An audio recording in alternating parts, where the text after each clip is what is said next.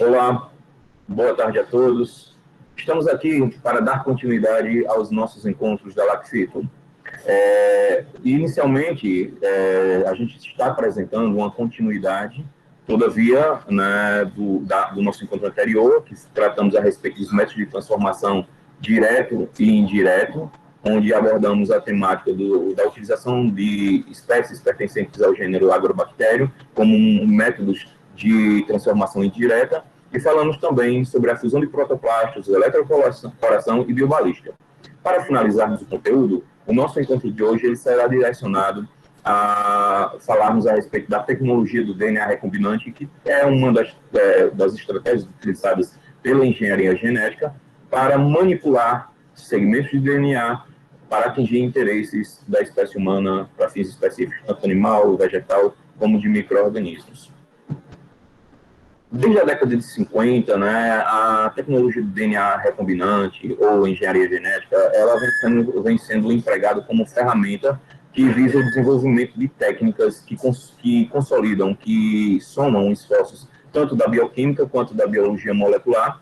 E essas técnicas têm permitido manipular genomas de diferentes seres vivos, de maneiras mais diferentes, não só por meio do isolamento, como também da geração de cópias, como a gente verá, e, por fim, né, transferir esses segmentos de DNA manipulados para outros organismos, conhecidos como organismos exógenos, que são aqueles organismos que são alvos do nosso interesse de aplicação. Essas técnicas empregadas, né, por meio da engenharia genética, elas visam o isolamento de genes e a introdução num genoma, que seria um genoma receptor, aqui chamado de organismo exógeno, para que, por sua vez, sejam gerados organismos denominados de transgênicos. É importante frisar que nem todo organismo geneticamente modificado ele é transgênico. Ele pode ser um mutante, por exemplo, é um ser que sofreu algum tipo de modificação na sua sequência de DNA e que vem a expressar proteínas que não eram esperadas inicialmente. Todavia, esse ser, ele não foi gerado por meio da transgenia, e sim por meio de, algumas vezes, de radiações gamas e outras mais, que promovem erros durante a replicação do DNA e, consequentemente, esses erros eles vão ser propagados por meio da formação de produtos proteicos também diferenciados. Todavia, o transgênico é um organismo geneticamente modificado, só que ele é manipulado para atender aplicações específicas de interesse econômico, né, da espécie humana. E ele pode ser explorado para diferentes vias, como a gente já vem abordando desde os princípios dos nossos encontros. Na verdade, a tecnologia do DNA recombinante, ela se baseia principalmente no processo de clonagem de segmentos de DNA. Né? Aqui representado, né, quando a gente fala de clone, a gente lembra principalmente da ovelhinha Dolly, que vamos falar sobre ela em um encontro posterior. Mas o clone nada mais é do que uma cópia idêntica do organismo original, da molécula molde original, que repercutiu a formação de um novo ser. E neste caso da tecnologia do DNA recombinante, né, um novo ser recombinante. A tecnologia do DNA recombinante, para que você faça a multiplicação desses segmentos utilizando micro-organismos, ele envolve inicialmente a separação de um gene ou de um determinado segmento de DNA que pode ser bem maior que um gene, né, pode envolver outras sequências, e que estes, por sua vez, eles são ligados a pequenas moléculas transportadoras que a gente vai relembrar, né? Uma das moléculas transportadoras seriam, né, os plasmídios, que a gente havia comentado no nosso último encontro, e, por sua vez, esse plasmídio, uma vez retornando para uma bactéria com competência para recebê-lo, né, como é o caso das agrobactérias, eles podem voltar a fazer parte do genoma e né, por meio dos processos celulares, há também a geração de milhares ou milhões de cópias à medida que a bactéria ela vai se multiplicando, e também, né, essas multiplicações de cópias de segmentos específicos, eles poderão vir também a vias de expressão gênica. Todavia, para que nós possamos gerar um indivíduo recombinante, nós precisamos inicialmente fazer cópias do DNA, pelo menos isolar esse DNA que você quer multiplicá-lo, né, e promover cortes específicos para que o gene ele seja isolado. Daí, uma vez isolado, esse gene introgredido, ele pode vir a ser empregado em mecanismos de autorreplicação em vetores. Tá? Deixa eu só selecionar aqui a ponteira laser. Então, nós temos aqui uma representação, você tem uma célula humana onde você isolou um gene específico, utilizando enzimas de restrição específica, para gerar fragmentos. Essa mesma enzima, você corta esse segmento plasmidial, que é esse DNA circular, deixando ele linearizado, e utiliza algumas enzimas que promoverão a união deste segmento ao qual você tem interesse, que seja copiado, para que ele se una à molécula vetora, que é o plasmídio, formando a estrutura denominada de DNA recombinante. Esse, uma vez por meio de procedimentos específicos, ele pode ser inserido em alguns grupos bacterianos, a exemplo do agrobacterium, que dentro dessa bactéria daqui haverá multiplicação, né? À medida que os processos mitóticos são utilizados para multiplicação celular, também haverá multiplicação do meu DNA de interesse. Uma vez, como eu havia falado, havendo isolamento, a gente vai precisar unir esses pedaços, que é o vetor e o segmento de interesse, formando aquela molécula que eu havia comentado de DNA recombinante, e, por sua vez, esse DNA recombinante ele vai precisar ser transferido para o interior de uma célula. Todavia, o pesquisador que vai fazer uso dessas tecnologias para gerar um organismo recombinante, ele precisa também ter consigo estratégias capazes de permiti-lo separar as colônias bacterianas que receberam os insertos transformados e aquelas que não receberam. Por este motivo, alguns desses insertos que são vendidos comercialmente, eles possuem alguns genes que, quando, principalmente, né, alguns que eles se expressam por meio de quando esse segmento é inserido, né, gerando uma coloração diferenciada da colônia. Então, o pesquisador consegue visualmente, quando ele cultiva em placas, ele consegue visualmente separar, selecionar as colônias que possuem o gene inserido e aquelas que não possuem o gene inserido. Bem como eles podem utilizar, né, esses vetores, eles podem conter segmentos gênicos capazes de conferir à bactéria que o recebe a resistência a alguns antibióticos, fazendo com que o pesquisador ele possa misturar ao meio de cultivo um antibiótico específico ao qual as bactérias que receberam esse plasmídio recombinante, elas têm a potencialidade de se manter vivas em decorrência da resistência que foi inserida na mesma. Então, aqui mais uma vez, para exemplificar, nós precisamos ter o nosso gene-alvo, que ele foi cortado, ele foi digerido especificamente, aqui dado como exemplo o gene da insulina, e ele foi inserido em um DNA plasmidial, que, por sua vez, essa inserção, a gente vai ter cortes específicos promovidos por endonucleases, que eu vou comentar um pouco mais à frente, e, posteriormente, as ligações fosfodiéster de ambas as extremidades, elas são restabelecidas por meio de enzimas, que são as enzimas ligases, capazes de fazer com que haja a organização de um indivíduo recombinante. Esses cortes, eles são promovidos, como a gente havia comentado em nosso primeiro encontro, por enzimas de restrição ou também denominadas de endonucleases de restrição. Essas enzimas, elas funcionam como tesouras moleculares que cortam o segmento alvo em pontos específicos. Essas enzimas, elas foram descobertas em 1971 e elas são oriundas de bactérias que, por sua vez, como eu havia mencionado, elas cortam DNA em pontos específicos, a partir do reconhecimento desses pontos. Essas bactérias, várias bactérias, elas apresentam estratégias que funcionam como mecanismos protetores da integridade das mesmas, né? Funciona como sistema imunológico. Todavia, cada bactéria, ela produz enzimas, bactérias diferentes produzem enzimas diferentes capazes de cortar DNAs invasores, que é o caso de alguns DNAs de bacteriófagos que invadem as células bacterianas, e para destruir e inativar o gene, ou pelo menos a ação do genoma viral, a bactéria ela faz uso da produção de enzimas com poder de lise, de quebra das moléculas invasoras, né? Desestabilizando as moléculas e impedindo a propagação viral.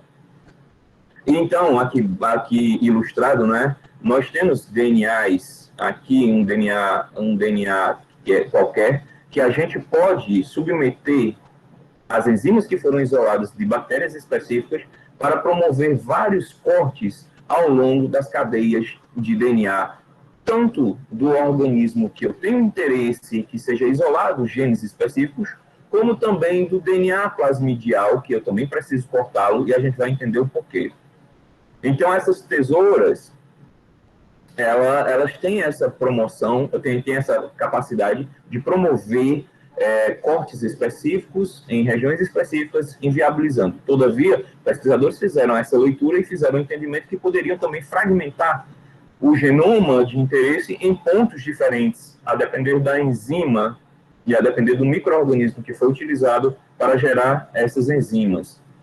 Então, essas endonucleases, elas atuam por meio da promoção de corte em locais específicos denominados sítios de restrição. Sítios são locais, e a restrição seria onde a enzima de restrição vai atuar.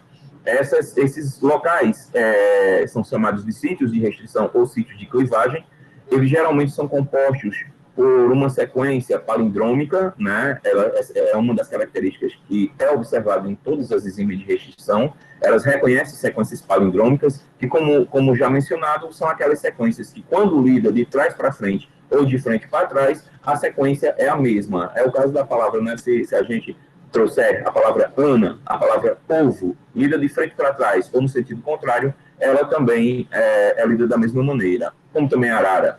Né? Então, essas sequências palindrômicas, elas em geral são constituídas por 4 a 6 bases, e há a promoção, quando essas enzimas estão atuando, há a promoção de cortes específicos, de maneiras específicas, tá?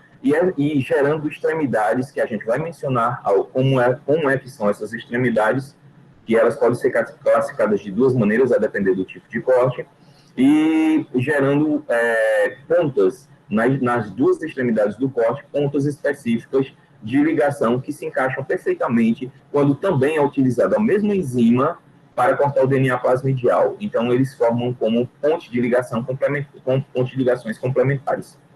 Então, existem dois tipos de cortes que são promovidos. São aqueles cortes mais retos, né? Aqui um exemplo de uma enzima HPA1, né? Que ela gera pontas cegas, são essas pontas retas, aqui denominadas de blunt ends, ou também, nesse caso, a EcoR1, que elas geram pontas coesivas, né? Como se fosse um degrau. Esses cortes, eles acontecem aqui promovidos pela EcoR1, na região GA, né? Se vocês observarem, também acontece aqui na região GA. E a questão também que eu havia comentado com vocês sobre as sequências palindrômicas. Observem, à medida que eu vou lendo aqui, GTTAAC, no sentido contrário, a sequência complementar, GTTAAC. Então, semelhantemente, essas sequências formadas por aqui, né, 6 pares de bases, elas se caracterizam muito bem como sendo um sítio de restrição ou um sítio de clivagem, onde a enzima atua cortando o segmento de DNA, né? Enquanto que essas geram pontas cegas, a outras geram pontas coesivas, que são essas stick ends. A depender do micro-organismo que gere a enzima, nós temos diferentes sequências ao qual elas atuam promovendo o corte. Por exemplo, a BAN-H1, que ela foi tirada desse bacillus, né, ela é produzida e extraída desse bacillus em específico, elas geram aquelas pontas coesivas, né? Um dos exemplos aqui citados somente é essa SMA1, que ela gera as pontas chamadas de cegas. A EcoR1, mais uma vez, ela gera aqui aquela sequência GAA-TTC, ela gera, por sua vez, uma ponta, né, uma extremidade de coesão.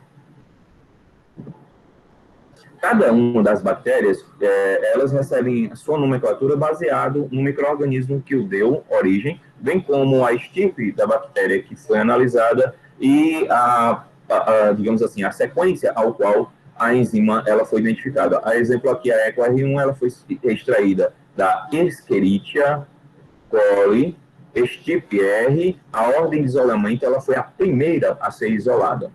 Né? O nome dessa enzima, ele vem da bactéria a qual deu origem, né, a mesma. Nesse caso, a Escherichia coli, retirada de uma cepa RY12, por isso é EcoR, e é referente à primeira enzima de restrição encontrada nestes organismos pelos pesquisadores. Então, depois que acontecem as clivagens, o DNA ele gera aquelas pontas coesivas, né? Mas esse DNA fita dupla ainda permanece unido, né? A fita dupla ela permanece estável graças à formação das pontes de hidrogênio no meio, né, da fita de DNA. E curiosamente, né, esse slide eu já havia mostrado ele em outra apresentação. Se você pegar um genoma de uma espécie, você pode promover cortes diferentes usando enzimas também diferentes. Então, o DNA aqui especificado, ele seria o mesmo, todavia, aqui que eu chamei de A, B, C e D, seriam 3 enzimas diferentes. Quando a gente faz primeiro, né, a clivagem do DNA e o corte do DNA e submete esse corte sobre diferentes, na verdade, sobre diferentes enzimas, esse corte em um campo elétrico, por meio de uma separação com eletroforese, nós percebemos que os cortes, o genoma é o mesmo, mas os cortes, o padrão de cortes, ele é diferente, a depender do tipo da enzima que foi empregada. Uma vez havendo o isolamento desse corte, né, então a gente já entendeu a finalidade de uma enzima de restrição, nós precisamos entender que esses segmentos que foram fracionados, fragmentados, que foram clivados, eles precisam ser transferidos para determinados organismos para assim serem classificados como transgênicos ou organismos recombinantes. Para isso, se faz a necessidade do uso de segmentos ou de uso de estratégias de transferência desses genes. Então, existem alguns vetores, que são veículos que vão transportar o gene de interesse para o interior da célula hospedeira. Como a gente viu, é o caso do Agrobacterium, que faz esse papel. Mas no nível molecular, quem faz a transferência em si, a gente viu que é o DNA que está contido no plasmídio, né?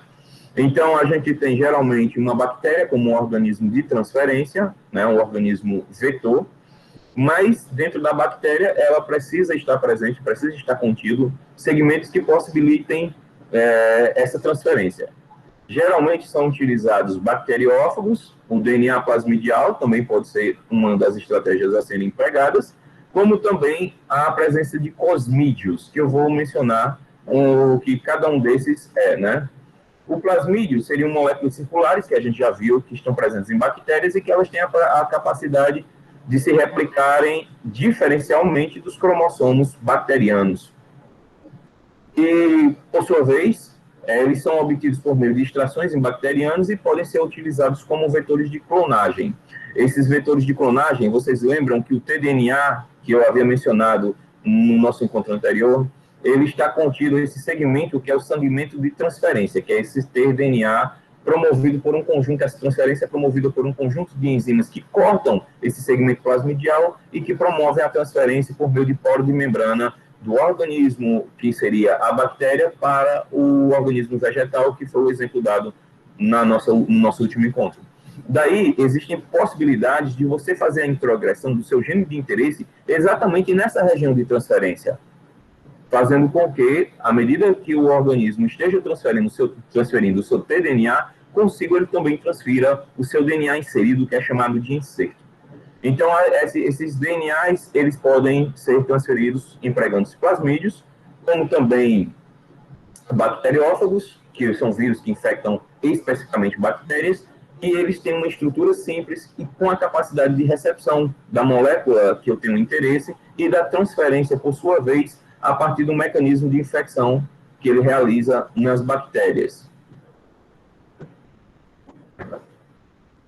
plasmídeos, eles são são moléculas de DNA também circulares, são extracromossomais, e que eles têm algumas vantagens que combinam características tanto do plasmídio quanto do bacteriófago. Em especial, esses plasmídeos, eles permitem com que o pesquisador ele transfira uma quantidade bem maior, né, com a capacidade de transferir segmentos de DNA de 30 a 50 mil bases, coisa que não é possível por meio das outras duas estratégias. Então, o que diferencia principalmente a realização desse tipo de transformação envolvendo a tecnologia do DNA recombinante é a capacidade com que o vetor tem de transferir segmentos. Se você tem genes maiores, se você tem sequências de DNA maiores, você precisa utilizar estratégias que deem a possibilidade do sucesso dessas transferências.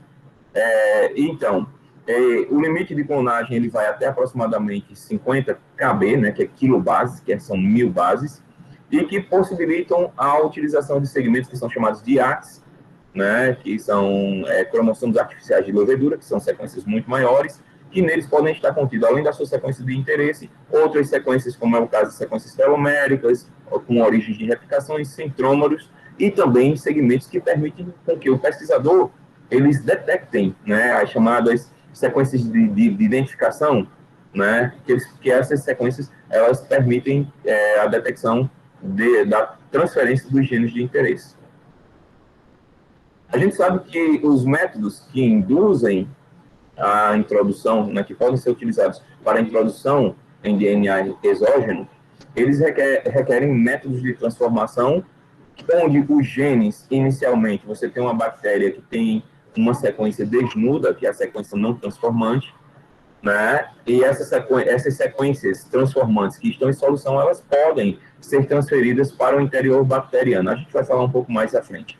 Uma célula receptora, ela precisa estar, né, você depois de obtida a molécula recombinante, você precisa ter um indivíduo, um organismo capaz de receber esse seu segmento híbrido e transferi-lo para o organismo de interesse. Como a gente já viu, né, entre os principais métodos de transferência, você tem os métodos indiretos, que seria o caso do Agrobacterium, pode ser tanto o Tumefaciae quanto o Rhizógenes. Todavia, a gente também pode fazer uso de outros métodos de transferência direta, que é o caso, né, da biobalística e o que envolve eletroporação. Só recapitulando um pouquinho mais, falando um pouco mais a respeito, você tem um vetor aqui de origem, nesse caso plasmidial, você vai promover o corte, essa lise vai acontecer exatamente naquela região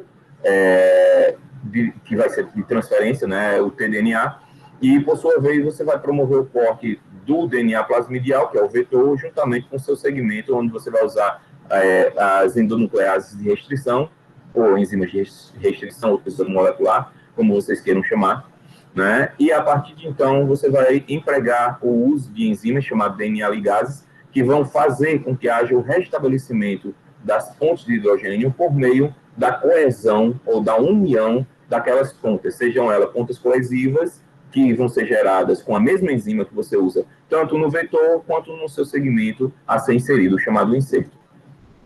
Uma vez esse segmento recombinante, que é o vetor mais o inserto, sendo inserido, você tem um processo de transformação e a partir de multiplicação bacteriana você tem a clonagem dos seus materiais. Né? Então, produto de ligação, inicialmente, você em solução, você tem aqui os produtos de ligação que pode ser o DNA simplesmente aberto, o DNA plasmidial, o DNA do vetor, ou você pode ter segmentos isolados do seu gene de interesse. Nem todos esses segmentos de interesse eles vão ser incorporados aos vetores. E para isso você precisa fazer, obviamente, após essa estratégia de inclusão, né, de inserção do seu DNA, você precisa fazer alguns procedimentos para que apenas esses segmentos que receberam corretamente o inserto, eles sejam inseridos ao DNA bacteriano, a exemplo aqui de choques térmicos e outros choques, como é o caso da eletroporação.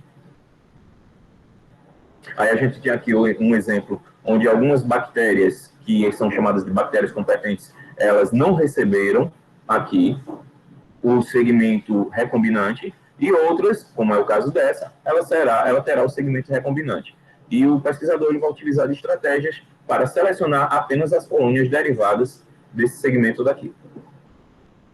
Essa seleção, ela se dá por meio, como eu havia comentado, de expressões diferenciadas, sejam por meio de coloração, que aí você tem a expressão de algumas colônias, que são as colônias transformantes, e outras colônias vocês vão descartar. O pesquisador vai maquiar todas as bactérias oriundas desse mix com bactérias que receberam um inserto e sem um inserto. Daí ele vai isolar apenas aqueles materiais onde ele detecta, por meio de coloração, ao qual houve a incorporação do inserto.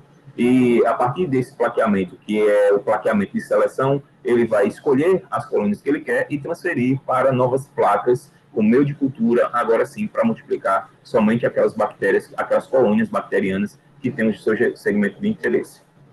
Né? Mais uma vez, as bactérias que estavam em solução, elas são colocadas em plaqueamento e as colônias, elas crescem. As bactérias sem o plasmídium, em alguns casos, elas podem ser diferenciadas por meio da coloração, em outros casos, neste daqui, por exemplo, onde o inserto aqui, ele continha um gene que promovia a resistência a um dado antibiótico. A exemplo, que é o mais corriqueiramente utilizado, temos a canamicina, a ampicilina, o clorofenicol, que são os principais antibióticos usados junto ao meio, que vão permitir a seleção. Então, existem vetores que apresentam resistência à ampicilina, outros à canamicina, outros à clorofenicol, né? E você vai fazendo a seleção daquelas colônias que receberam o inserto. Então, a ativação gênica, ela só se dá por meio da inserção. Então, o pesquisador, ele tem essa possibilidade de escolher apenas as colônias bacterianas com plasmídio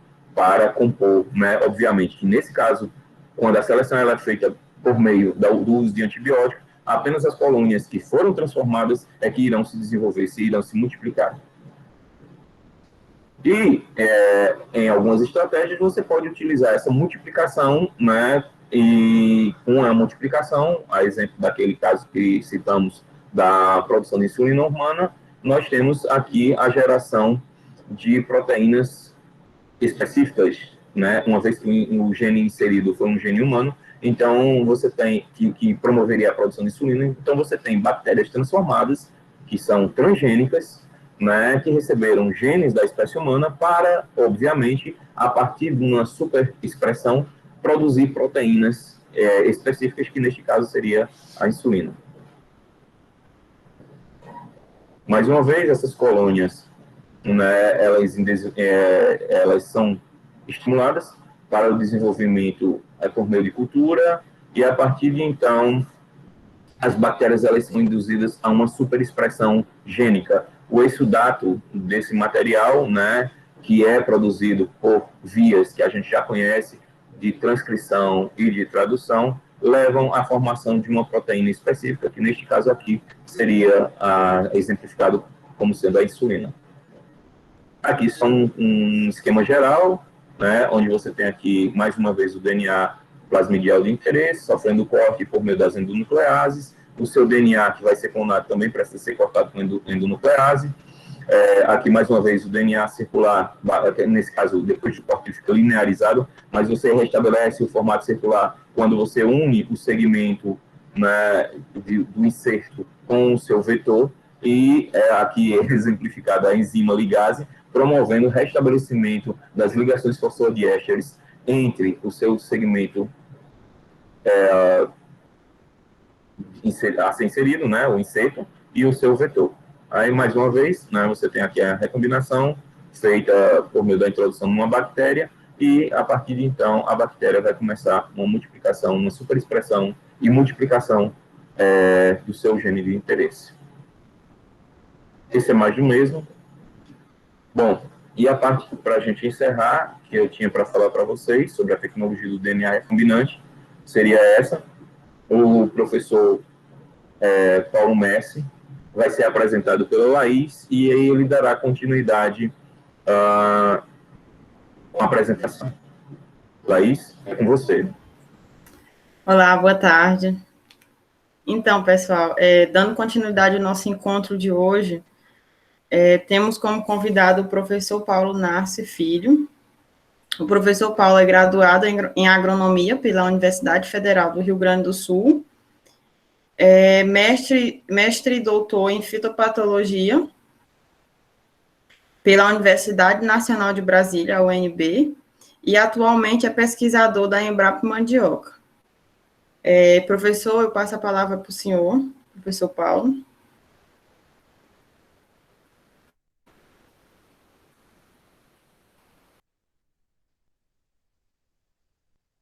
Alô, boa tarde. Boa tarde, professor. Boa tarde. Agora parece que a apresentação não entrou, né? Não estou vendo ela. O senhor chegou a fazer o compartilhamento de tela. Faça uma gentileza.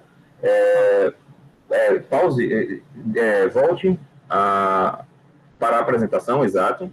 E tente incluí-la outra vez, por favor. Tá.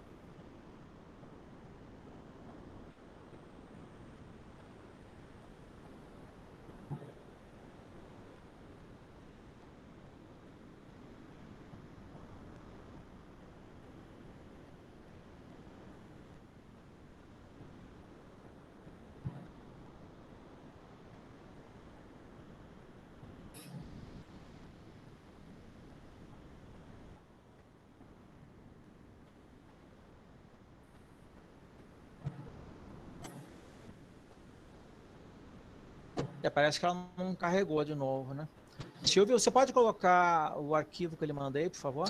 Posso sim, professor. Por gentileza, pare sua apresentação, que aí eu faço a projeção. Aqui, só um segundinho.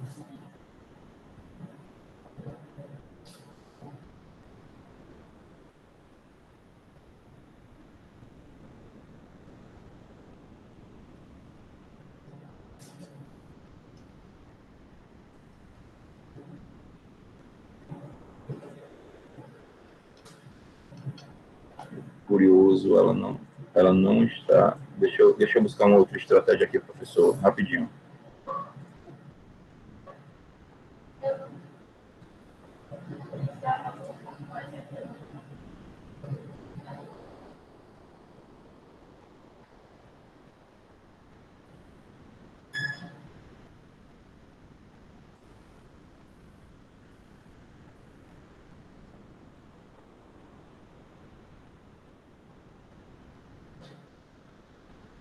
Tá. O senhor tentou compartilhar uma janela, não foi isso? Aqui eu tive que compartilhar. Eu não consegui quando compartilhei uma janela. Então eu estou compartilhando a janela inteira. Aí aqui. Agora deu certo? Tá. Deu. Pronto. Então fica à vontade, professor. Tá. Boa tarde para todos, então. Eu gostaria, então, de agradecer ao Silvio e a todos os organizadores do evento esse convite para apresentar sobre esse assunto, né? Então, vamos tratar basicamente sobre plantas transgênicas no Brasil e no mundo. Eu vou falar um pouquinho sobre esse assunto, vocês vão ver se vocês procurarem na internet, tem muita informação disponível. Então, por mais que se fale, qualquer pessoa vai falar apenas um pouco, tem muita informação disponível, né? Então, por favor, o próximo slide.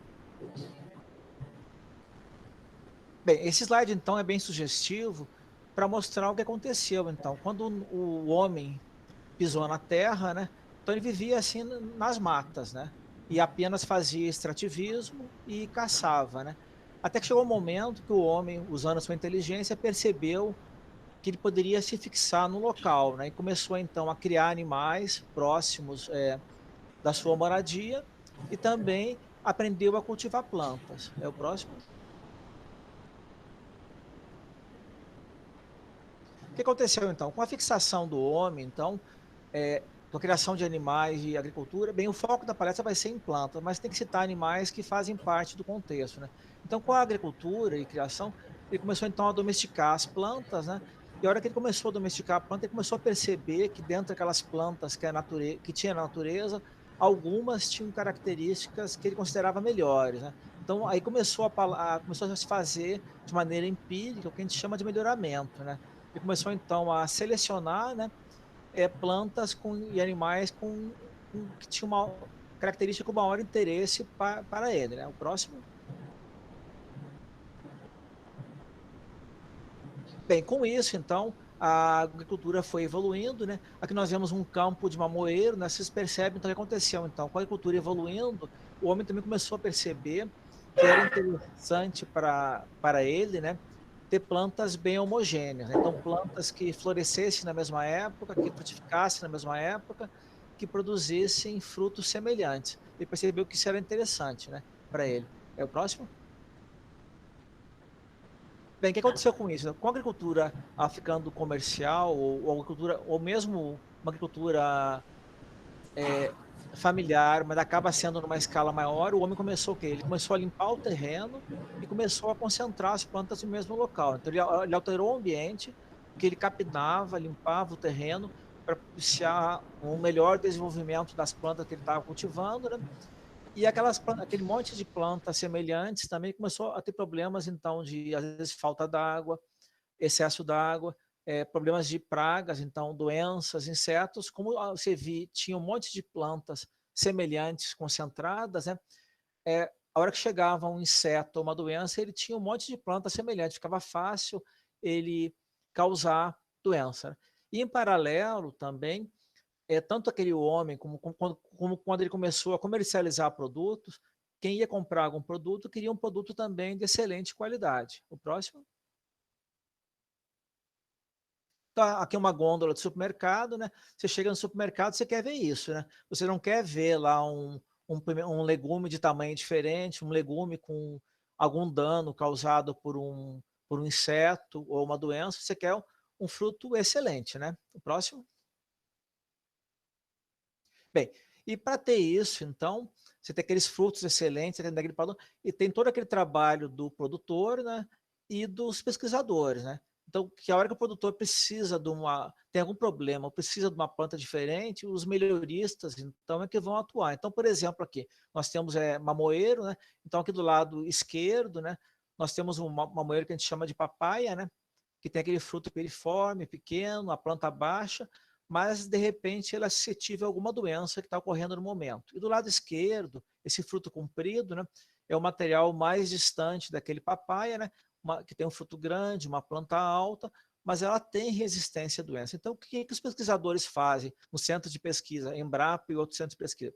Você faz cruzamento entre as duas plantas, né? Então você pega pólen de uma planta, da flor de uma planta, coloca na flor de outra, faz o cruzamento controlado, né?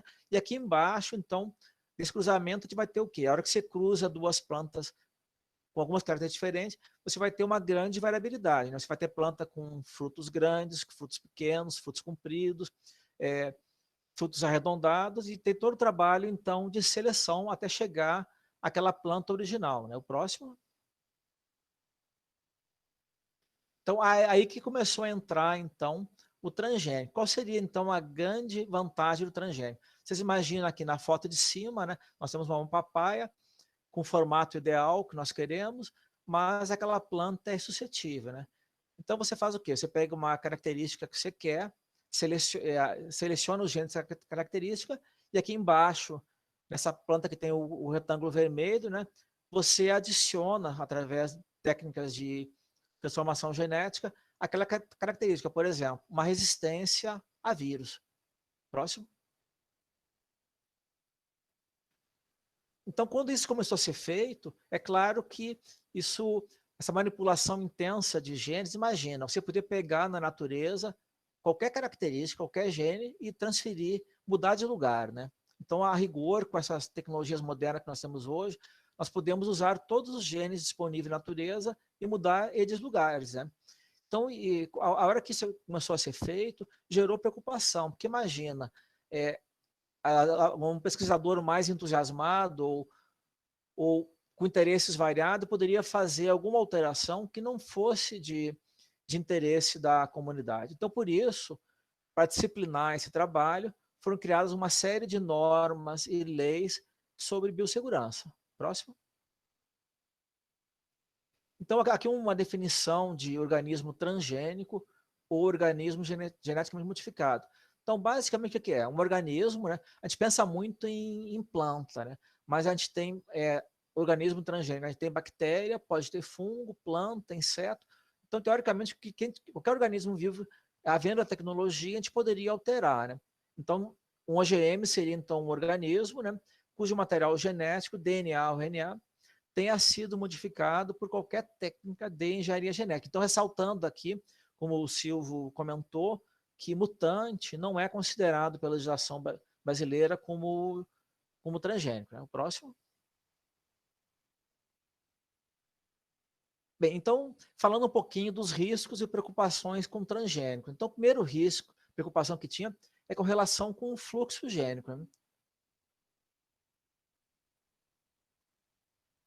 Então, aqui, por exemplo, foi um trabalho feito com algodoeiro transgênico. Então, o algodoeiro, é uma planta que nós temos no Brasil, algodoeiro nativo. Né? Então, imagina, se eu liberar uma cultivar transgênica ou não, próximo de uma área que tenha um algodoeiro nativo, o pólen daquele algodoeiro, aquela variedade nova, ou do transgênico, poderia, então, ser levado para essas plantas do ambiente e causar alterações que não é uma coisa desejada. Então, com isso, uma das preocupações, então, quando você trabalha com transgênico, no caso especificamente do algodoeiro, se mapeou no Brasil as áreas onde havia algodoeiros nativos, né, para mapear as áreas onde seriam permitidas e as não permitidas. Então, você vê que aqui em amarelo, né, principalmente ali na região amazônica, né, e outros pontos no Brasil, você vê que essas áreas amarelas, então, são áreas nas quais não seria permitido o plantio de algodoeiro transgênico, para evitar que acontecesse um fluxo gênico. Né? O próximo. Bem, outra preocupação bastante comum do consumidor, né? Então, você viu que o professor Silvio falou bastante a questão DNA e RNA. Né? Então, quando a gente faz transgênico, a gente está mexendo com DNA e RNA. Né? Então, a preocupação da população que vai estar consumindo DNA ou RNA. Então, vocês veem aqui nesse prato, né, que nós temos legumes, arroz, carne, todos esses produtos, eles têm na sua composição DNA ou RNA. Então, é normal nós consumirmos durante nossa alimentação DNA ou RNA. Não é uma novidade isso. Né? O próximo. Bem, outra preocupação, a questão da alergia, né? Tem muita pessoa que tem alergia a alimentos variados, então imagina, se eu pego um componente da castanha, né? Coloco no leite, o do amendoim, eu coloco em outro lugar, e o consumidor pega aquele produto sem saber que ali dentro tem um gene do amendoim, da castanha ou do leite, ele pode ter algum problema alérgico. Então, essa é uma preocupação que tem que se ter quando você vai trabalhar com transgênico. Próximo. Outra questão também, que aquele gene inserido, aquela característica inserida, gerasse efeitos tóxicos, né, ou antinutricionais.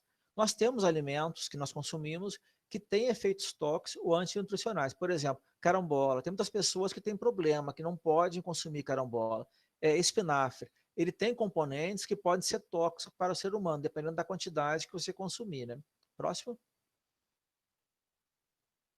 Bem, e sempre aquela preocupação com o ambiente. Então, imagina se eu libero um transgênico no ambiente e ele afete as borboletas, as abelhas, os besouros, é um risco que pode acontecer. Isso é uma coisa que é avaliada quando se trabalha com biossegurança, é um aspecto que tem que ser avaliado. Próximo. Muito bem. Bem, então, em função disso tudo, né, no Brasil nós temos a Comissão Técnica Nacional de Biossegurança, que é ligada ao Ministério da Ciência e Tecnologia. Né? Então, se for nesse site da CTN-Bio, você vai achar toda a legislação brasileira sobre biossegurança, está tudo ali, né? Todas as liberações que foram aprovadas aparecem ali, comerciais ou pesquisa. Então, é um site interessantíssimo. Tem muita informação muito rica para quem trabalha com o assunto ou quer se informar sobre esse assunto. Próximo. E também, né, uma coisa interessante, que não basta querer trabalhar com transgênico. Para trabalhar com transgênico, você tem que obedecer à lei. Né? Então, vocês vão ver, acho que no futuro, numa próxima palestra, que vai ser falada sobre legislação de biossegurança, que para trabalhar com transgênico, uma empresa, ela tem que primeiro constituir uma comissão interna de biossegurança. Ela tem que depois conseguir o certificado de qualidade em biossegurança. E depois a aprovação da CTN-Bio os trabalhos que pretenda desenvolver. Então, tudo há um controle de tudo que é feito, para evitar que cada um faça o que bem entende. Né? Próximo. E aqui um conceito de biossegurança, né? Que basicamente, a própria palavra já dá uma ideia, né? Biossegurança. Então, uma série de medidas que se toma, né, durante os trabalhos para evitar que haja algum problema para o homem, para o ambiente ou para animais em função desses trabalhos. Né? Próximo. Bem, esse slide, não se preocupe, não tem, a intenção não é que nenhum de vocês leiam, né? É que isso aí aconteceu, foi lá em 1998, 2000, né? Quando começaram os trabalhos com transgênico no Brasil, né? Não sei se vocês lembram na época que ia ser liberada a soja transgênica para plantio comercial, né? E começou uma batalha jurídica, né? Para impedir o plantio dessa soja transgênica no campo. Né? Então, esse slide aí, ele ilustra, bem nessa época, a Embrapa estava começando a rede de biossegurança da Embrapa, que ia trabalhar com uma série de produtos transgênicos, que eu vou mostrar daqui a pouco. Né? E nós, para conseguir fazer os trabalhos em laboratório, casa de habitação ou campo, precisávamos atender o que está nesse slide. Vocês veem que é uma confusão, né? E realmente nós trabalhamos com essa legislação na época, foi bastante confuso, né? Para você ter uma ideia, só um exemplo, o mamoeiro transgênico para resistência a vírus que nós trabalhamos aqui em Cruz das Almas, né? Ele era classificado como um defensivo agrícola, né? Um agrotóxico. E então, para fazer trabalho de pesquisa com ele, nós tínhamos que obter o RET e várias outras coisas, que é o mesmo requisito que é pedido para quem trabalha com agrotóxico ou defensivo. Né? Então, foi bem confuso. Felizmente, depois de alguns anos, isso foi mudado. Né? O próximo. Então, essa é a legislação atual de biossegurança. Então, qualquer pessoa que vai trabalhar com legislação, com transgênico, tem que conhecer essa lei e todas aquelas normas e instruções normativas que estão no site da CTNBio. Né? Próximo. Vamos começar a falar agora umas coisas que parecem ser mais interessantes. Né? Primeiro, aqui está o Bioseg. O que foi o Bioseg? Então, foi a rede de biossegurança de organismos geneticamente modificados da Embrapa. Nessa época, que foi bem nessa data, em torno de 98, 2000, né? A Embrapa tinha esses produtos, o feijão, a soja, o mamão, a batatinha e o algodão, né? Em desenvolvimento. Então, ela criou essa rede para quê? Para terminar de desenvolver esses produtos transgênicos, né? E começar a fazer uma série de testes para avaliar a biossegurança desses produtos. Próximo. Eu falar agora um pouquinho, eu falar de dois produtos a partir de agora. Eu falar primeiro do mamoeiro transgênico, que foi trabalhado aqui na Bahia, né? E depois eu vou falar do feijão transgênico, as duas plantas resistentes a vírus. Então, o primeiro slide mostra como é que foi produzido o mamoeiro transgênico resistente a vírus. Esse trabalho foi feito em parceria com a Universidade de Cornell, nos Estados Unidos, né? Então, as plantas foram produzidas lá, um colega nosso, Onel Teixeira, foi fazer doutorado lá, levou um isolado brasileiro desse vírus e lá ele fez esse trabalho. O que consistia o trabalho? Então, a primeira coisa era pegar uma planta infectada com vírus, né? Daí ele purifica o vírus, esse retângulo cheio de, parece um macarrão, né? Isso são partículas do vírus. Então, ele pega essa partícula do vírus, purifica, né? Isola o gene de interesse, que foi o gene da capa proteica, né? Do vírus. O próximo. A partir disso, então, ele, em laboratório, né, ele pega aquele gene de interesse que aparece nesse retângulo em amarelo, mistura com uma série de outras estruturas, né, e um gene marcador para fazer a seleção, né, geralmente resistência, nesse caso, a antibiótico. Né, daí esse gene, então, misturado, esse cassete, então, ele é colocado nesse canhão de genes que aparece no centro. Né, você pega pedaços de uma planta, né, coloca dentro desse canhão de genes, né, e se faz o que a gente chama bombardeamento ou biobalística. Então, esse gene de interesse ele é disparado contra esses pedaços de planta, né, e é inserido, então, de maneira mecânica. Uma vez feita a transformação, que é essa inserção dos genes de interesse, esse material é levado para o laboratório, né, é feita a cultura de tecido, né, num meio que contém antibiótico, né, então só vão crescer nesse meio que tem antibiótico os explantes, né, que foram transformados. Então, esse material é multiplicado, enraizado, até no final nós temos uma planta, né, que vai começar então a ser avaliada em termos agronômicos e sobre outras características. O próximo. Bem, aqui nós temos então, atrás dessa porta, você vê ali na porta o símbolo de biossegurança, né, aqueles anéis vermelhos que indica que é uma área de acesso restrito. Aqui está um mamoeiro transgênico resistente a vírus que nós trabalhamos alguns anos atrás. Né? Próximo. Depois desse trabalho em cavitação, esse material foi levado para o campo, né? Então o campo também, se ele queria sinalizado também com aquela placa de risco biológico, é uma exigência, então os locais que trabalham com transgênico têm essa sinalização, e embaixo tem toda a descrição do que é o material, quem é o responsável, telefones para caso de alguma emergência, né? O próximo. E aqui o nosso campo mamoeiro transgênico, visto de dentro, né? Você pode observar, nós temos aí dentro plantas transgênicas e plantas não transgênicas. Foi uma comparação que nós fizemos dos materiais. É claro que se olhando assim, você não consegue perceber a diferença, porque realmente a única diferença esperada era a planta ser resistente a vírus. Então, morfologicamente, se a planta não tem nenhuma diferença, você vai então conseguir perceber que ela é transgênica ou pela resistência ao vírus, ou então fazendo testes, análise em laboratórios, vai detectar a presença do gene do vírus. Né? Próximo.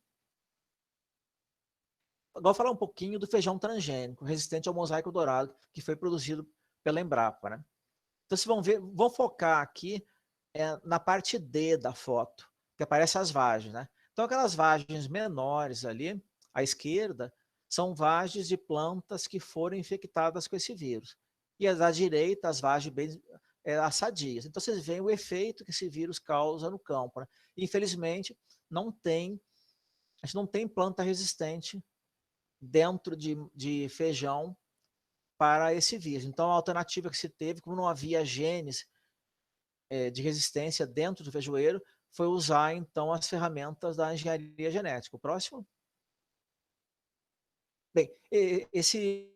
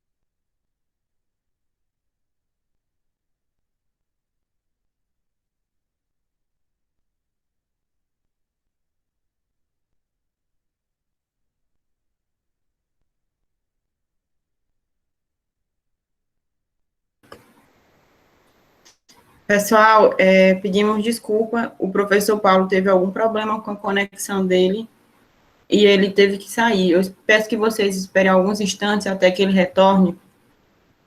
Enquanto isso, vão fazendo suas perguntas, tirando suas dúvidas, que ao final do encontro os professores responderão seus questionamentos. Eu só peço que vocês tenham um pouco de paciência. Uns 2 minutinhos ele volta.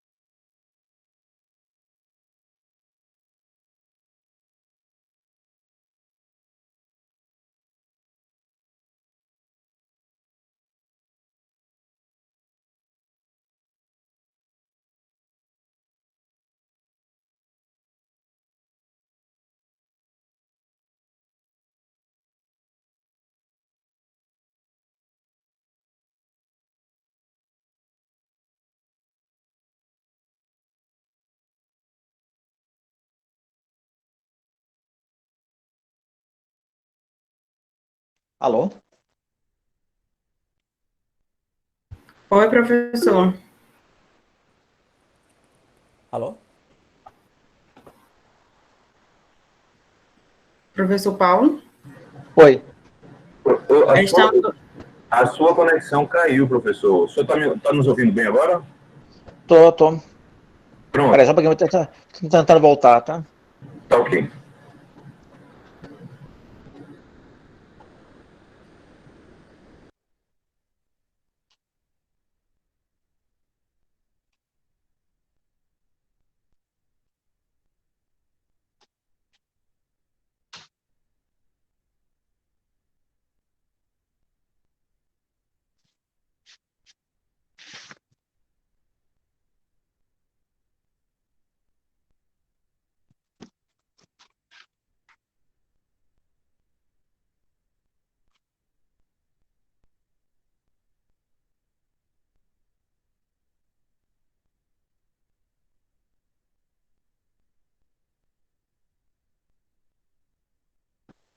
Perfeito, professor. Agora conseguimos me enxergar. Por favor, só fale um pouquinho só para eu poder saber se está tudo ok. Tá. Ah, tá. Alô? Tá me ouvindo Oi, agora? tô ouvindo bem. Tá, a apresentação voltou, justamente. Voltou. Pronto. Então a gente parou nesse slide, professor. Cortou na medida que o senhor começou. Isso. Só. Deixa eu só Bem, desligar meu áudio.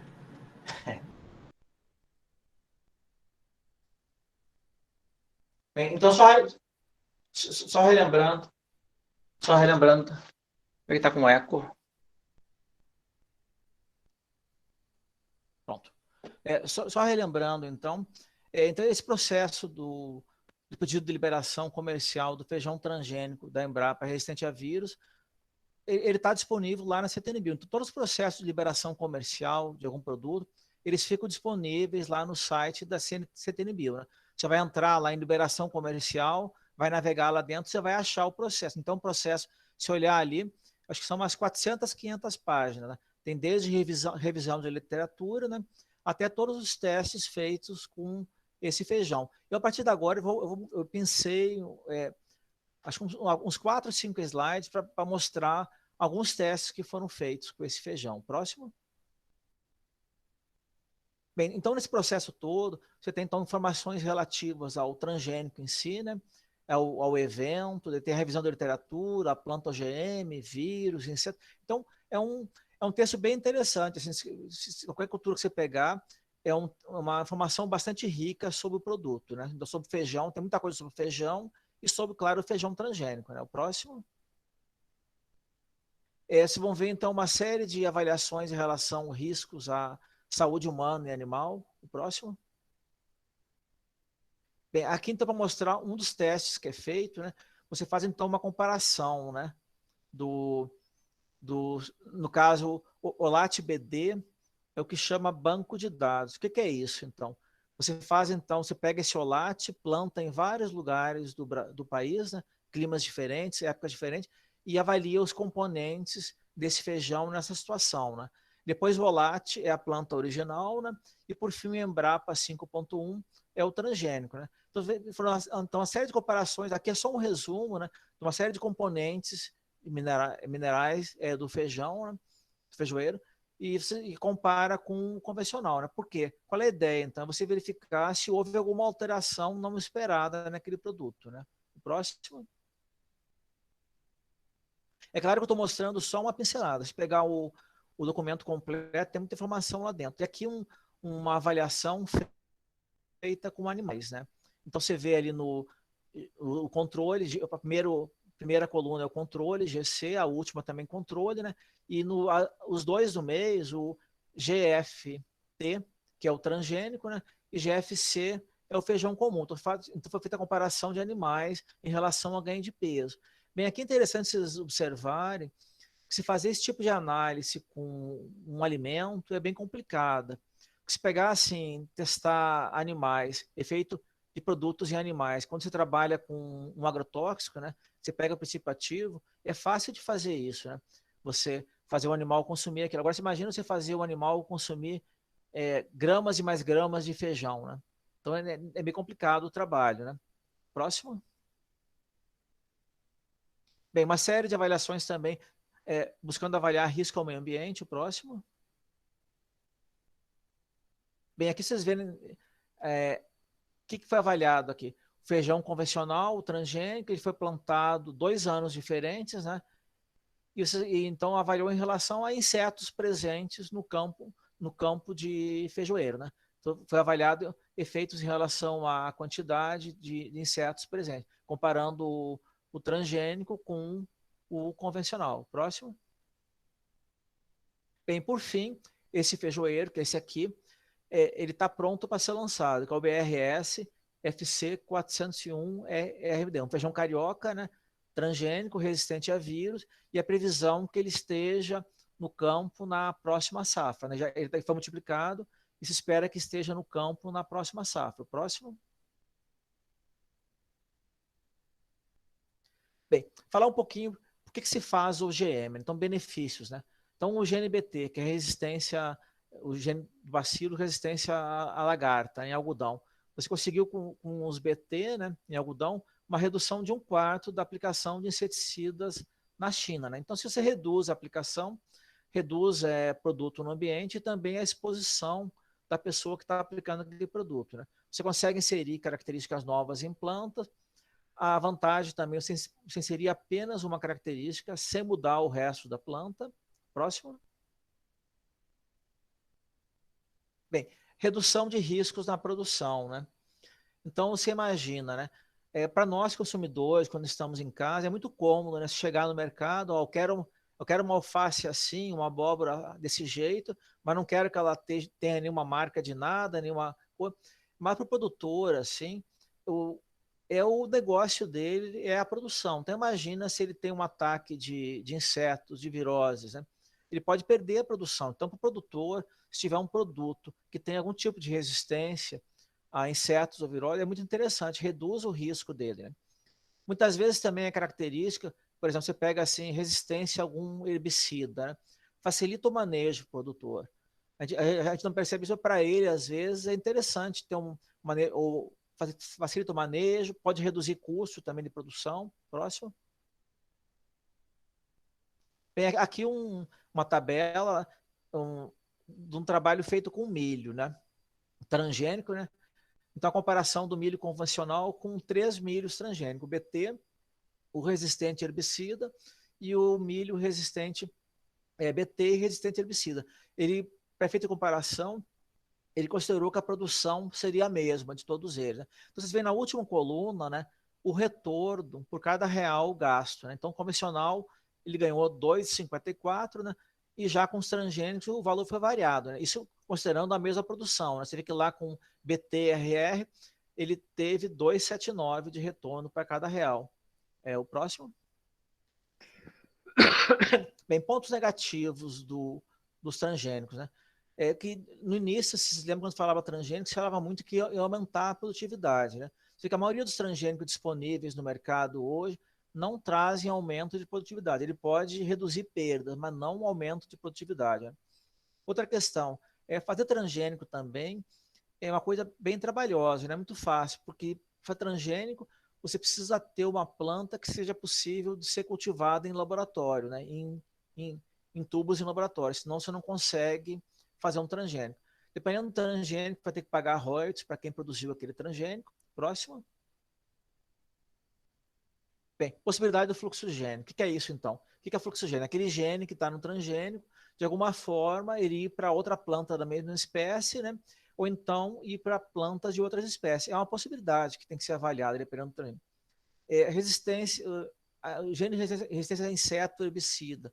Pode aparecer indivíduo resistente, como acontece com outras plantas resistentes, existentes na natureza. Bem, novos genes, proteínas ou alergia. Isso é avaliado, mas de repente pode, quem avaliou, não perceber que aquela proteína causa alguma alergia e aquilo acontecer. Mas geralmente isso é uma característica bem avaliada. Então você faz uma análise, uma das primeiras análises que é feita é em relação à possibilidade, se for inserida uma proteína, dela causar alergia, né? O próximo. Bem, futuros OGM, então. Então, os primeiros que nós temos hoje no mercado, a maioria deles são resistência a insetos, resistência a herbicida, né?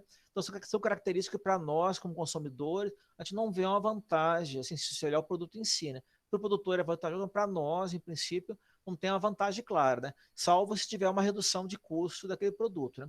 Então, no futuro, nós poderíamos ter tomate com mais licopeno, maturação lenta, café descafeinado naturalmente, sem precisar fazer tratamento químico, fumo sem nicotina, cravo com flores com maior duração, planta que resista a solo salino, e a possibilidade também das plantas servirem como vacinas, no caso de alface para imunizar a hepatite B. O próximo.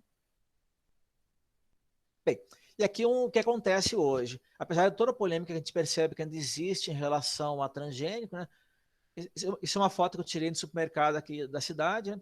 Se for nas prateleiras do mercado e começar a olhar, né, você vai ver que todos os produtos que têm aquele símbolo T ali embaixo, eles têm componentes transgênicos acima de 1%. Né? Então você vê que nós temos o óleo, milho, fermento, até a massa para bolo, até no atum, salgadinhos. Então, uma série de produtos que tem algum ingrediente ali dentro que é de origem transgênica e que na composição ele está acima de 1%. O próximo. Bem, nessa tabela aqui, então, mostrando a situação de rotulagem de transgênico em alguns países. Né? Então, para efeito de comparação, eu peguei apenas 4 países: o Brasil, a União Europeia, Japão e Estados Unidos. Né? Então, você vê que a União Europeia que ela tem uma restrição forte a transgênico, né? Então, a rotulagem é obrigatória, né? E o limite, se for acima de 0,9%, ele tem que ser rotulado como transgênico. No Brasil, teria que ser assim, também obrigatória a rotulagem, se o produto tiver acima de 1% de componente transgênico. Né? Japão é obrigatória e também voluntária, mas teria que ter acima de 5%. E Estados Unidos, seria que a rotulagem é voluntária, não é obrigatória. Não. Próximo. Bem, quais as características que têm sido inseridas? Se você pesquisar, né, embaixo nesse site aí, que é da ISA, né, tem uma série de bancos de dados bem interessantes sobre plantas transgênicas. Né? Então, plantas produzidas, características, é um banco de dados bem interessante essa base. Né? Mas as principais plantas que têm sido produzidas atualmente, né, seria a planta tolerante à seca, alguma alteração no crescimento ou na produção, né, resistência à doença, tolerância a herbicida, resistência a inseticida, às vezes alguma alteração na qualidade do produto e também plantas em que se quer algum controle de polinização. Né? O próximo. Bem, aqui nessa tabela, como é que está em 2018 a situação de produção de transgênico no mundo. Né? Vocês vão ver então que no mundo o primeiro produtor era os Estados Unidos, né? É os Estados Unidos. Logo depois nós temos o Brasil, né? E vários países. Se vocês observarem lá embaixo, até eu cortei um pedaço da tabela, porque ela é muito grande, para mostrar também a Espanha e Portugal. Quer dizer que apesar da Europa ter restrições maiores da transgênica, você vê que Espanha e Portugal estão produzindo milho, né? E os principais produtos, se vocês olharem, são os grãos, né? Milho, soja, canola, também tem algodão. Você vê que aqui nos Estados Unidos tem o mamão, né? Então, nos Estados Unidos tem mamão transgênico resistente a vírus. E no Brasil, vocês vê que os principais soja, milho, algodão e tem cana-de-açúcar. Então, nós temos já no Brasil, em cultivo, cana-de-açúcar resistente à broca, uma cana BT, né? Então, vê que os produtos, a maioria são os mesmos, né? A maioria são grãos, mas nós temos alguns casos, que nem a cana-de-açúcar e que nem no caso do mamão ali, né? Próximo. E todos esses países aí que estão listados aqui já aprovaram a produção comercial de produtos transgênicos. Então, você vê que nós temos praticamente países do mundo todo. Né? O próximo. E os produtos transgênicos, você vê que a maioria são grãos, né? Mas aqui dentro nós temos, a gente pode ver que nós temos aqui, aparece maçã, aparece cravo, né? Nós temos ali melão, mamão, abacaxi, beterraba, tomate, pimenta. Então você vê que tem produtos variados, né? E eu considero que a questão do produto transgênico, a tendência é aumentar, né? A quantidade de produtos transgênicos. Né? Próximo. Bem, no Brasil hoje, o que nós temos de produtos aprovados para plantio comercial, né? Então, esses que têm a cruz, o mais do lado, são que já estão no campo. Nós temos, então, o algodão, o milho, a soja e a cana. Nós temos um eucalipto com maior crescimento, maior massa, né? Que está aprovado, mas não foi para campo ainda, questão de decisão comercial da empresa que produziu, né? E temos o feijão transgênico, produzido pela Embrapa, resistente a vírus, né? Que é a previsão que seja lançado na próxima safra, né? Próximo.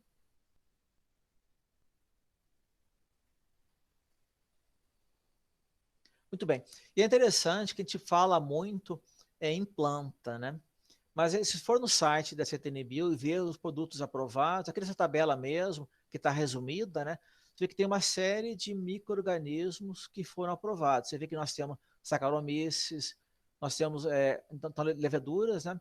Nós temos Prototeca, que é uma alga, né? Microalga, Saccharomyces, então os produtos aprovados, bacilos. Então, além das plantas, nós temos uma série de micro-organismos. Você vê que lá a primeira coluna, aquela levedura, Saccharomyces, ela foi aprovada em 2010, né? Então, tem muitos produtos já aprovados que a gente não percebe que estão aprovados. E como o Silvio falou na apresentação dele, na década de 80 foi produzida insulina em bactérias, né? Que ela é transgênica. Então você vê que já vem algum tempo que nós temos produtos transgênicos no nosso mercado. Próximo.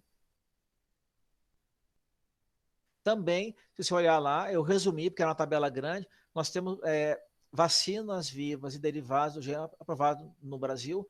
Nós temos já 36 vacinas que são usadas em aves, suínos, bovinos, cães, equinos e felinos aprovadas. 2 vacinas para dengue que estão aprovadas para uso comercial. Próximo. Bem, aqui um peixe, né? Desculpa que eu não estou lembrando, eu acho que é salmão, fiquei na dúvida agora. Então você vê que o maior são 2 peixes com a mesma idade, né? Então vocês veem a diferença de crescimento de um para outro. Então, sem dúvida, que em termos comerciais, não tem dúvida do ganho disso. Agora a questão é avaliar as questões de segurança desse elemento. Então, uma vez que ele foi considerado seguro, ele poderia ir para o mercado, mas é um ganho muito grande você produzir o mesmo peixe em um tempo menor, né? Próximo. Bem, aqui interessante, eu peguei nesse site do Conselho de Informações e Biotecnologia uma pesquisa feita pelo Ibope, a pedido deles. Isso foi, acho que, em 2001, essa pesquisa. Então, a primeira pergunta era se você já tinha comido transgênico, né? Então, vocês veem que aqui, esse primeiro gráfico, aqui em azul, né? 33% das pessoas falaram que já tinham comido. Eu não sei se tinham comido mesmo ou achavam que tinham, né? Se era a impressão. Daí depois, nesse retângulo à direita, se comeria, né? Vocês veem que já começa a reduzir um pouco a quantidade das pessoas que comeria, né? É o próximo? Bem, a ideia é bem interessante nesse ciclo aqui. A pergunta foi o que a pessoa acha que consome quando está se alimentando, né? Então, você vê que a maioria das pessoas, quando fala em vitaminas, ele sabe que tá carboidratos, proteínas, agrotóxicos, muito suspeito, e há uma possibilidade de alguns produtos terem contaminado gordura. E quando fala em DNA, você vê que 17% acha que consome. Só que qualquer alimento tem DNA na sua composição. Então, é uma falta de conhecimento das pessoas, né? Próximo. Bem, e daí aquela pergunta, então, se pudesse escolher se você consumiria transgênico ou não. Sei que a maioria das pessoas, aqui em azul, 34%, não querem o transgênico, né? Então, as pessoas, no fundo, não conhecem bem, mas quando você fala transgênico, as pessoas não querem consumir. Mas, como eu mostrei antes, se for no supermercado e começar a olhar o rótulo das embalagens, né? Você vai ver que a maioria, a gente tem muito produto transgênico no mercado já. Tanto para consumo humano como de animal. Rações mesmo para cães e gatos. Você vê que a maioria tem ingrediente transgênico, né? Próximo. Bem, e aqui interessante, pena que eu não consegui uma tabela dessas com transgênico, a gente não tem ainda em quantidade. Então, uma série de produtos, né? E apresentado o preço do produto orgânico e do produto convencional. Então, se vê a hora que o produto é orgânico, há um aumento do seu preço, que é variável. Você vê ali no caso do café, mais de 300% de aumento. Então, a questão é saber se botar lado a lado com esses preços, se o consumidor vai fazer questão de comprar o orgânico ou vai comprar o convencional, ou por questão de preferência ou questões econômicas, que não, de repente não pode consumir, que é o convencional, que é o orgânico, mas não consegue, não tem condição de consumir. Então, é uma questão que pode acontecer, mas é claro que eu considero que realmente os produtos devem ser rotulados, então para a pessoa ter poder de escolha. O próximo, eu acho que esse é o penúltimo, depois é só meu slide com meu endereço e telefone. Bem, então o que eu vejo, assim, pessoal, se pegar assim, esse tema, né, transgênico, organismo geneticamente modificado, OGM, GM, você jogar nas ferramentas de busca da internet, você vai ver que vai aparecer milhões de textos sobre o assunto. Então, a questão, eu acho que é importante todo mundo se informar sobre esse assunto, assim como sobre outros, né? É conhecer para poder escolher, né? Conhecer um pouco também da legislação, conhecer os benefícios, riscos, e cada um faça a sua escolha, né? O próximo. Bem, aqui também o e-mail, se por acaso aqui durante as perguntas não der tempo para fazer alguma pergunta ou não ficar à vontade, pode mandar um e-mail, que assim que for possível eu respondo, né? E eu fico à disposição se alguém tiver alguma pergunta para responder.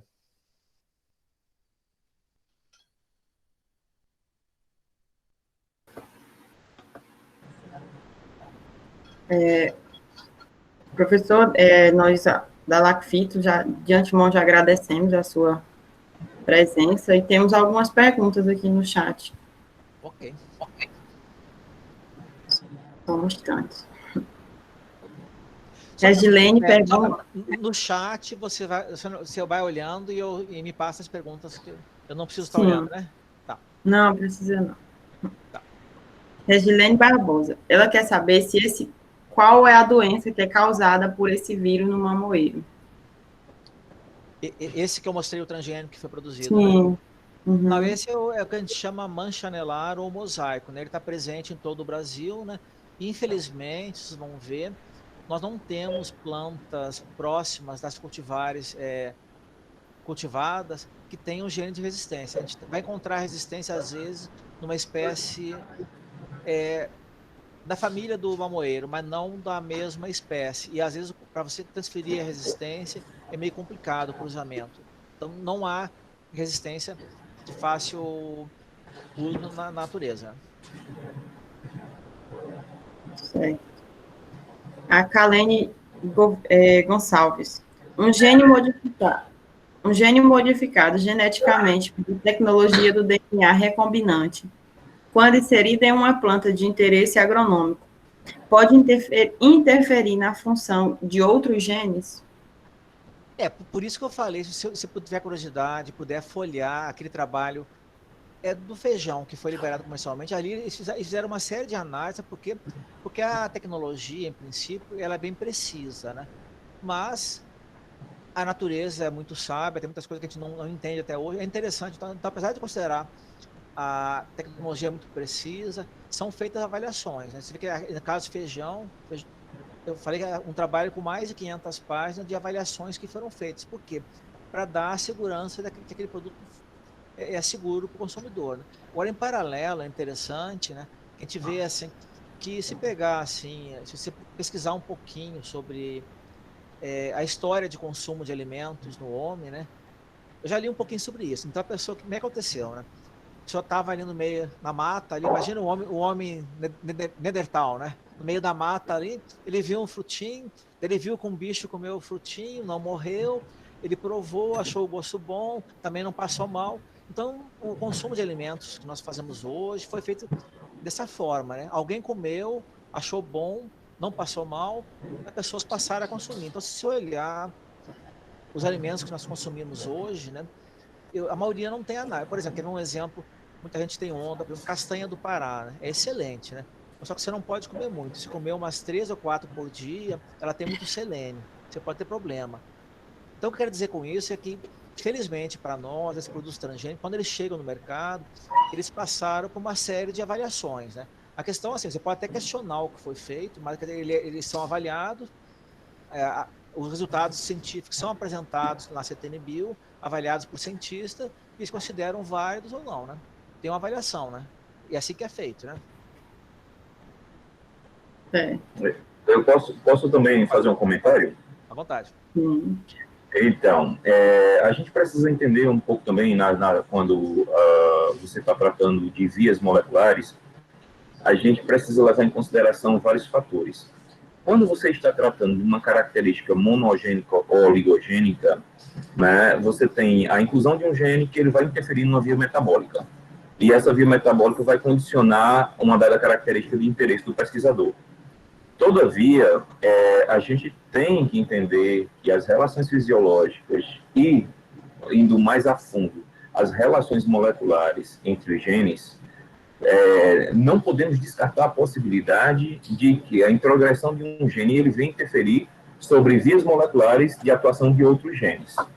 O que vai nos determinar se, de fato, essa introgressão ela causou ou não uma modificação no indivíduo é a avaliação do seu fenótipo. E quando eu falo fenótipo, são as vias químicas, as vias morfológicas, porque às vezes a introgressão de um gene para condicionar uma resistência, ela possa interferir em uma via, né, a depender de como os genes, porque a gente tem que entender que às vezes um único segmento de DNA, ele pode ter modulações de expressão.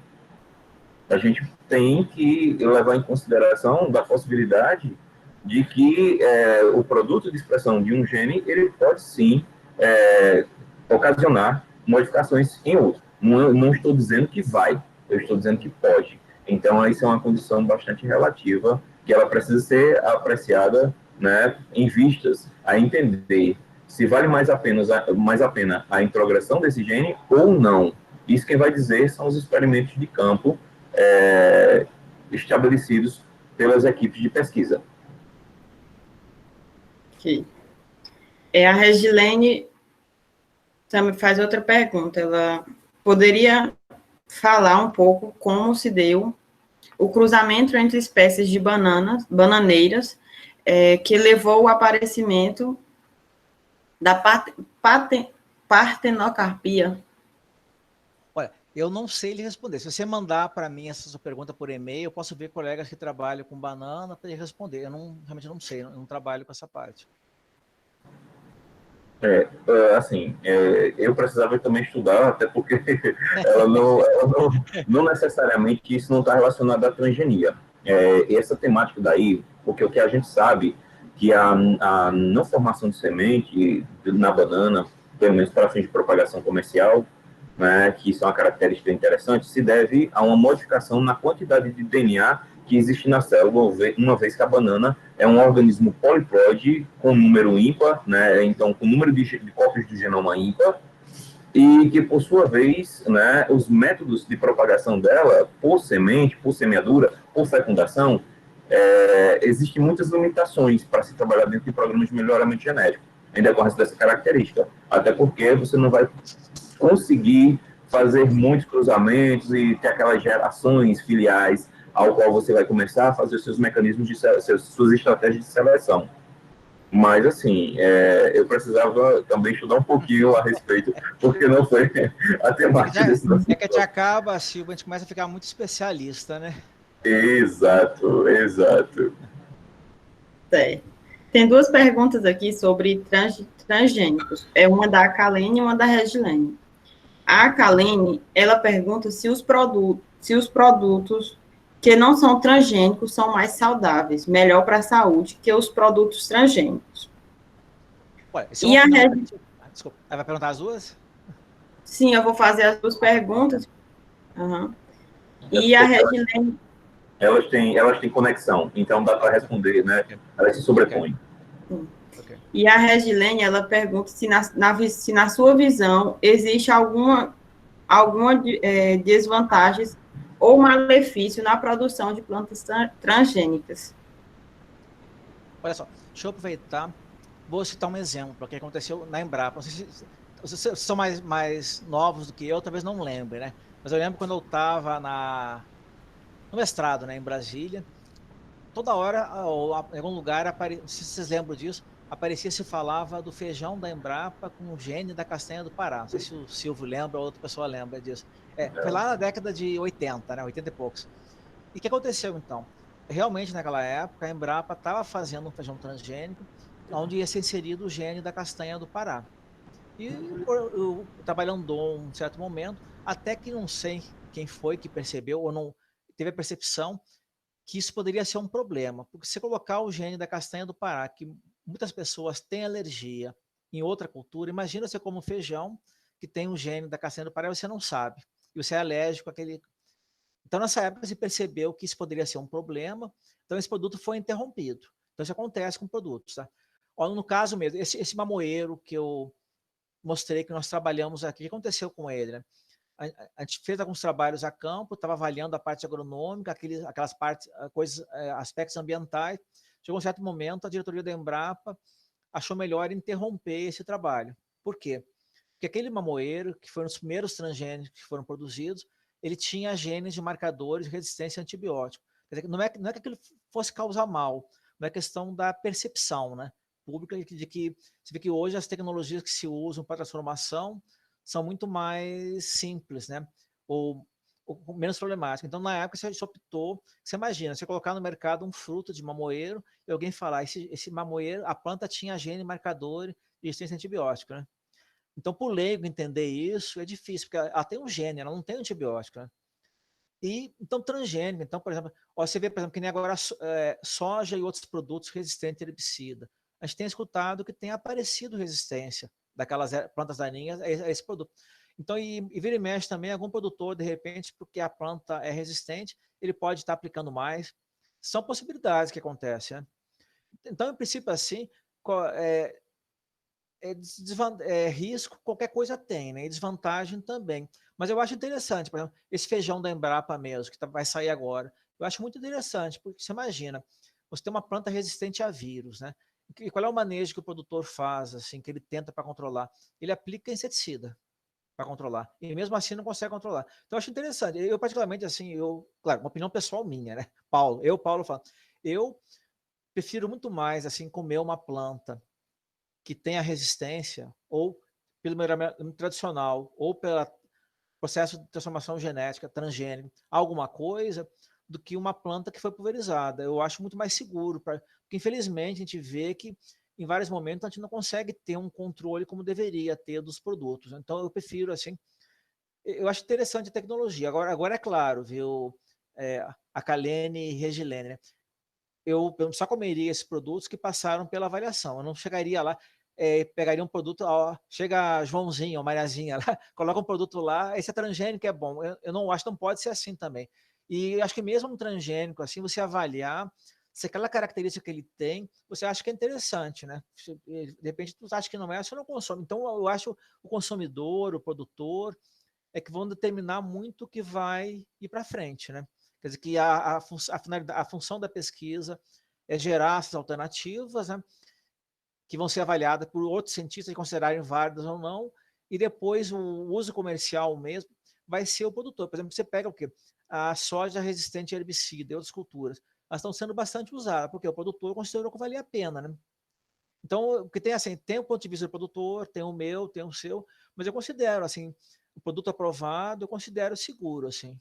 Não vejo grandes diferenças. Inclusive, até eu acho que eles são muito mais estudados, uma soja transgênica é muito mais estudada do que uma soja convencional. Ela tem muito mais estudo em cima do que uma soja ou outro produto convencional. Eu acho interessante a tecnologia. Agora, só ela é interessante, assim, eu acho que independente de se ter restrições ou não, que também a questão o transgênico, ele é uma mudança, né? Como já aconteceram outras coisas. Por exemplo, uma comparação grosseira, assim, por exemplo, você pega o carro com embreagem e sem embreagem. Então, hoje em dia, a maioria dos carros então, são mudanças. Agora, o que vai dizer se ela vai pegar, né, é o consumidor e quem produz. Né? Eu acho a tecnologia interessante, mas agora tem que ser avaliada caso a caso. Né? Eu posso fazer considerações? Pode, à vontade. Olha, então, meninas, obrigado pelas perguntas, né? São bem interessantes e instigadoras. Vejam só, a gente precisa entender o seguinte, como o professor Paulo acabou de falar, toda situação nós podemos tem o lado positivo e negativo. Pensando se os transgênicos eles são mais saudáveis, vamos pensar primeiramente em escala ecológica. A gente tem vias que a gente precisa ter controle. O pesquisador, para levar um material a campo, ele precisa ter controles. Afinal de contas, a gente espera que, em casos de resistência a pragas ou ervas daninhas, a gente espera que haja uma redução, que muitas vezes você não consegue controlar a inexistência da necessidade de utilizar pesticidas, mas você acredita que o empregando, você vai ter um efeito ambiental da redução da aplicação, das aplicações de pesticidas. Ponto 1. Ponto 2, a gente precisa levar em consideração o sistema de reprodução da própria planta, porque, assim, espera-se que, principalmente para plantas autógamas, a possibilidade de escape gênico, né, decorrente, que a gente sabe que uma planta autógama ela tem uma baixa taxa de alogamia.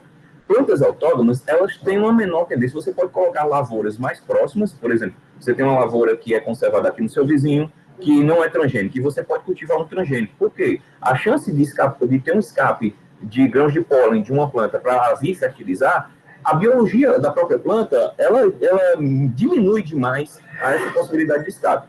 Todavia, se a gente trabalhar como, por exemplo, uma cana-de-açúcar, que o pólen é dispersado pelo vento, aí sim você precisa ter testes, barreiras maiores que impeçam, ou estratégias que impeçam a polinização em esfera ambiental. Aí a gente também precisa pensar na seguinte situação. Planta transgênica é ruim? A gente citou aqui alguns exemplos, que é o caso do arroz dourado, de primeira e segunda geração, que são exemplares que foram utilizados estratégias de transgenia para a inclusão de genes que favorecessem uma maior potencialização nutricional, uma maior produção de beta-caroteno, para uma maior absorção de ferro. Imagine populações que têm carência e têm dificuldade de acesso a determinado grupo de alimento, que ela pode ser potencializada por meio de uma transgenia. Então, assim, aí você está falando de disponibilizar maior possibilidade de absorção de ferro simplesmente utilizando um transgênico. Isso vai trazer uma maior qualidade de saúde. Então, assim, o aspecto de saúde, ele é muito relativo, né? A eficiência com que o transgênico vai ser utilizado e a garantia de segurança com que ele vai ser empregado é que vão determinar o seu sucesso.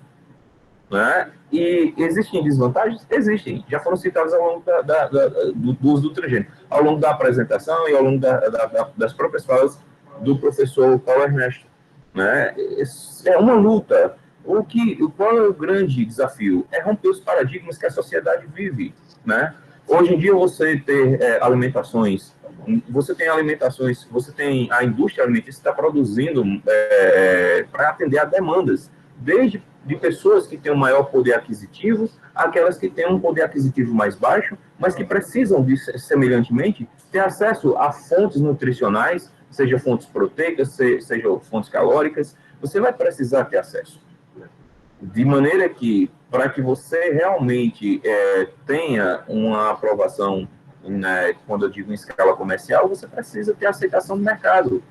Modificar por modificar, simplesmente, sem objetivo, esse não é o propósito do melhoramento genético. E quando eu chamo, né, esse não é o propósito da engenharia genética. Né? Modificar simplesmente para ver o que acontece.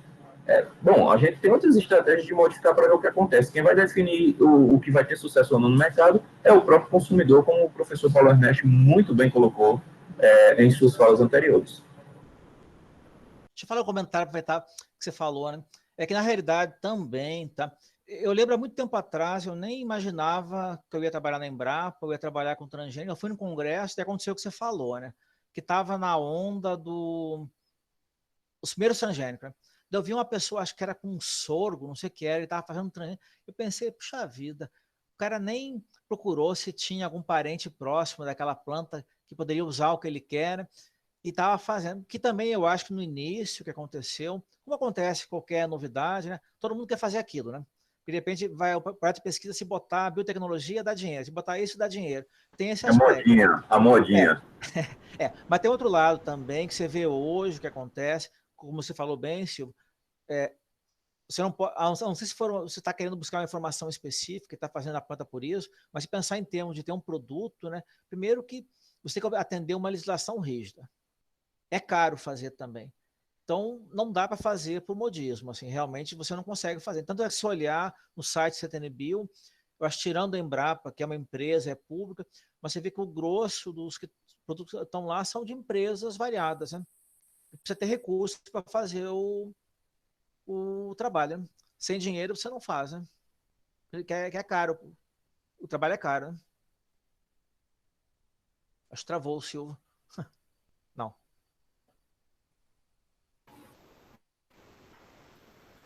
Tá escutando, Silvio? Tá sem som, Silvio. O áudio está desligado, professor. Oi, desculpa, perdão.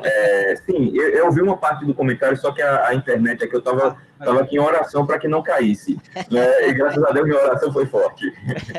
Sim, mas assim, concordo plenamente. Não dá para se fazer sem nenhum critério, simplesmente porque realmente as técnicas envolvem manipulações enzimáticas, que é muito caro, envolve métodos de detecção de seleção para saber se a sua transgenia deu certo, adaptações de protocolo. Você, além de ter um custo para a aquisição de insumos, você também precisa ter um laboratório bem equipado e precisa ter profissionais com qualificação para fazer a leitura das diferentes estratégias, e quando algo dá errado, você simplesmente vai cruzar os braços e desistir. Então, você precisa de uma equipe técnica também qualificada para isso. Então, não dá para se fazer de qualquer maneira, e quem está fazendo, ele não está fazendo para brincar. Isso é fato. E tem uma questão também, né, em função da legislação, que nós temos, para trabalhar com transgênico, tem que ter CBIO constituída e certificado de qualidade de segurança. Nós temos desde 98 aqui na Embrapa, né? E agora nós temos só trabalho com bactéria em laboratório, alguns colegas, né? Nós não temos nenhuma planta em desenvolvimento aqui dentro da Embrapa. Mas eu lembro que a gente tinha, vira e mexe, chegava o fiscal na porta, ela batia, ia lá ver o campo, e chegava no campo, no laboratório. E fiscal, o trabalho dele é esse, né? Ele trabalha em cima da norma, do que está proposto. Se você propôs alguma coisa e está fazendo diferente, ele vai pegar você, né? Então, como eu via, até quando eu for falar agora sobre biossegurança e legislação, em setembro, né, eu vou colocar um exemplo que eu recebi que a Embrapa, assim como empresa, ela tem um controle muito grande interno, e também a Embrapa Sede sempre está monitorando o trabalho que está sendo feito. Então, eu recebi alguns documentos de uma colega da Embrapa Sede, ela mostrando uma série de universidades institutos que foram multados. Porque a gente fica achando, só porque a universidade, instituto, pode fazer o que bem entende, mas não é assim. E se olhar a lei, começa a olhar a lei, vocês vão ver que você liberar um transgênico no ambiente sem autorização é classificado como crime ambiental, né? Então é uma coisa bem séria. Sim. Laís, temos mais perguntas? Não temos mais perguntas. Mas fica à vontade, que eu deixei meu e-mail no último slide ali. Quem quiser mandar um e-mail, eu não vou prometer que eu vá responder de imediato, porque às vezes está algum trabalho em andamento, mas se for possível eu respondo, então. E a questão também, né, se eu achei interessante esse evento, e as pessoas, vocês que estão iniciando, assim, em pesquisa, assim, entender, assim, que ninguém sabe tudo, né, e é melhor, com a dúvida, por mais simples que ela pareça, você colocar aquela dúvida e continuar com a dúvida, né? Então, ou você procura na literatura e tira a sua dúvida, ou pergunta para alguém que possa saber, né? Sim, não é verdade. Assim, a gente, pelo quantitativo aqui, hoje só temos 16 pessoas. O que acontece, né? Só uma justificativa, nós temos 150 inscritos, mas muitos são vicentes daqui do campus, e o campus está em semestre letivo. E eles não estão assistindo de maneira sincrônica nossos encontros. Essa apresentação ela vai estar disponível no YouTube. Assim que a gente fizer o upload, eu informo para o senhor, mando o link, porque, né, para a gente ficar divulgando nossos trabalhos. E, assim, mais uma vez, gostaria de agradecer. Eu não vou fazer um agradecimento final, porque a gente vai ter um novo encontro no dia 10 de setembro. O professor Pelernet estará conosco outra vez, assim, foi uma gentileza gigante pela parte do professor. Não tenho palavras para te agradecer. O encontro de hoje foi sensacional, foi um encontro muito tranquilo, assim, a proposta da gente fazer um bate-papo. Eu me senti, assim, muito, muito, muito contemplado em todas as falas e todos os exemplos trazidos. É imensa gratidão, professor, que eu te devo.